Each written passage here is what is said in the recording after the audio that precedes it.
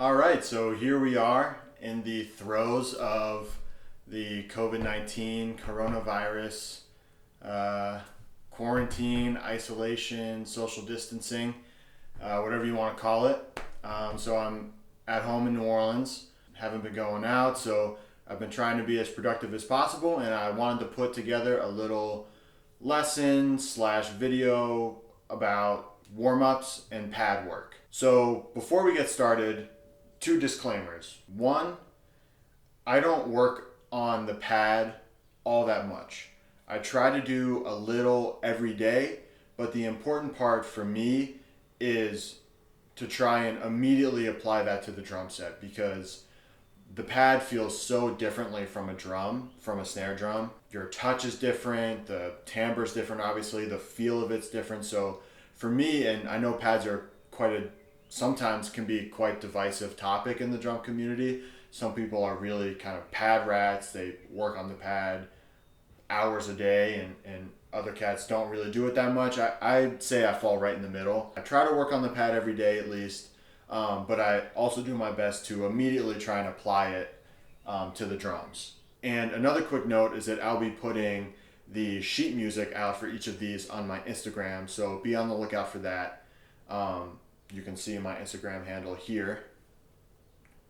So check that out. So let's get working on the pad here with a warm-up that I feel like everybody has some type of variation on, a paradiddle warm-up. Every drummer has some little ditty that they do just on their leg when they're waiting to start a gig, waiting to sound check, whatever it may be.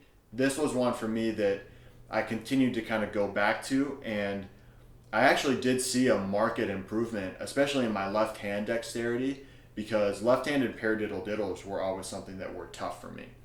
Works both hands, and it's a paradiddle diddle combination.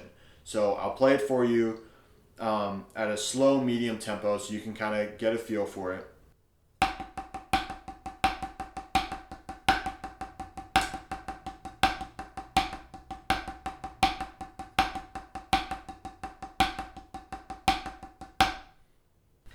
So that's one cycle. It goes on the right, goes on the left. It flips halfway through. And it's really just a quick 4-bar phrase. 4 paradiddles, 2 paradiddle diddles, and 1 paradiddle. And then it switches. So it's all going to be phrased in 16th notes. So 1E and a 2E and a 3E and a 4E and a 1E and a 2E and a 3E and a 4E and a 1E and a 2E and a 3E and a 4E and a 1. So that's half the phrase, and then the second half of it, it switches to the left hand. 1E and a 2E and a 3E and a 4E and a 1E and a 2E and a 3E and a 4E and a 1. So it's a nice slow tempo, just 4, 2, 1. 4 paradiddles, 2 paradiddle diddles, and 1 paradiddle. So this is what it'll sound like once you work it up a bit.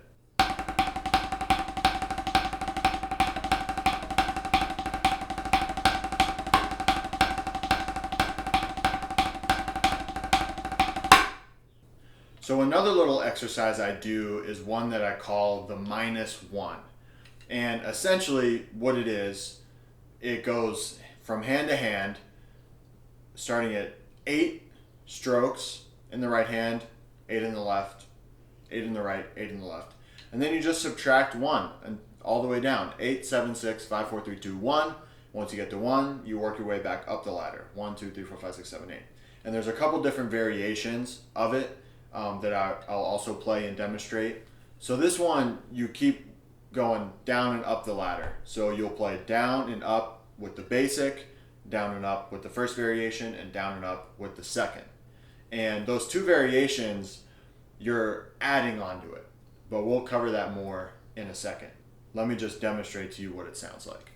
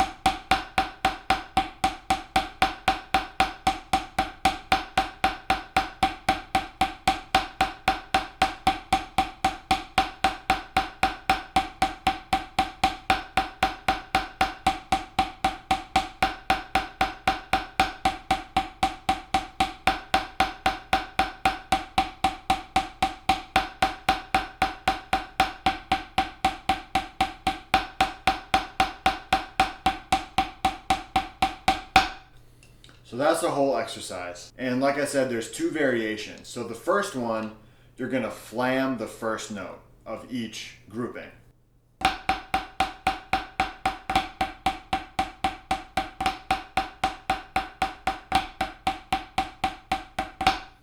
And so on.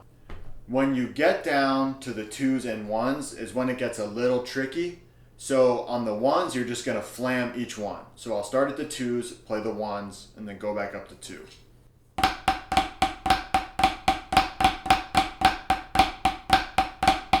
So that's what that sounds like. So the second variation, you're gonna diddle the last note of each phrase. So that'll sound like this.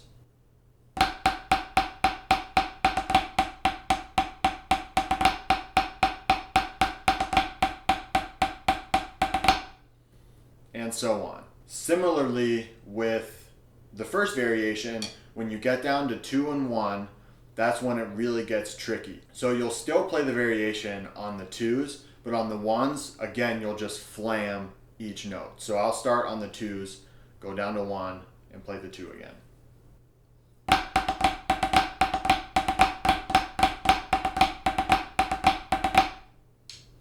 And that is the -1.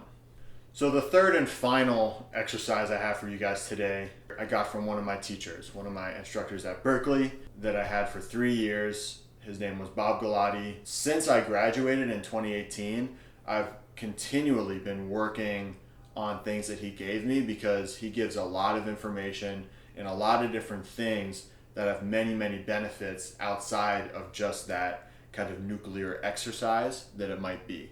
And this one that he has is called Triplet Madness. So everything is triplet based. There's cycles that have a bunch of different stickings. I'm just going to play the basic stickings for you guys. But as I said, check my Instagram for the sheet music and you guys can check it out for yourselves. Outside of those stickings, which there's 16 of, there's 5 accent variations that you go through each of those 16 stickings. You take one of those 5 accent variations, and the 5th one includes flams. But I'll just be doing the basic one so you get an idea of what it sounds like. And once you have it memorized, you can really fly through it, and it works your hands really well. So the first sticking of the cycle is just right, right, right, left, left, left, right, right, right, left, left, left.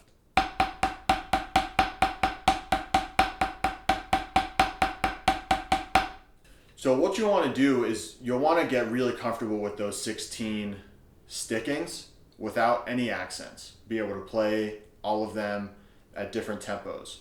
And then you go through the accent variation. So I'll be rolling through a few of the different sticking variations, but I'll be sticking to the first accent variation, just so you guys can kind of get a sense of it. I'll run through the first 3 stickings in the cycle without any accents.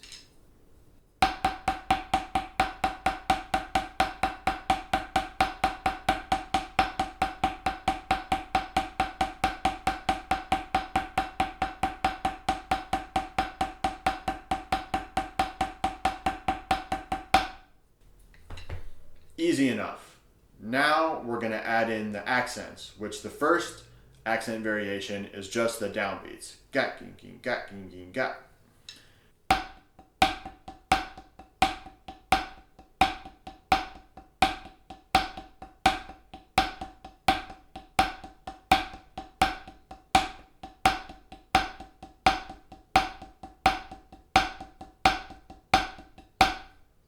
So Bob was also kind of from that school that Kenny Washington is from in terms of accents, especially in exercises when you're learning language, when you're learning technique and refining and honing those things in.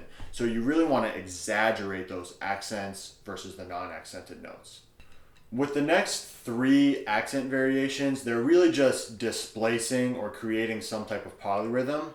But the 5th one includes flams, similar to the -1. That's where I got the idea. Like the -1, the flam is on the first note of each triplet. So I'll play the first 3 sticking variations for you.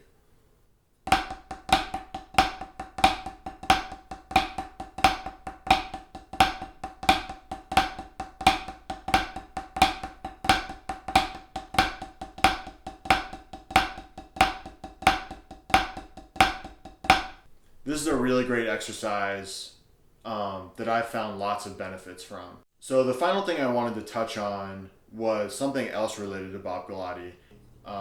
Earlier this year, he actually passed away.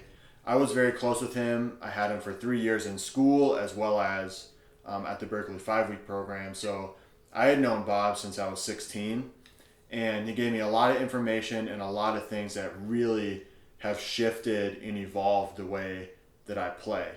And so in the coming couple weeks, I'm going to be putting out 2 other videos that specifically focus on his systems and how he teaches coordination, technique, different things of that nature. And the first one is an exercise that he has called the wig out, which is his reinterpretation and reimagining of the table of time. And the second one was his exercises in the book by Ted Reed, Syncopation. And this is really his Bible. And I think a lot of different drummers' Bibles. And many of the things he does in it, he got from Alan Dawson, who was an incredibly influential teacher in the drumming community. So in the coming couple weeks, I'll be putting out 2 videos focusing on the table of time, as well as syncopation, coordination exercises, language exercises, time exercises, those sorts of things. And I hope everybody is staying safe, staying healthy, and I'll see you guys in a little bit.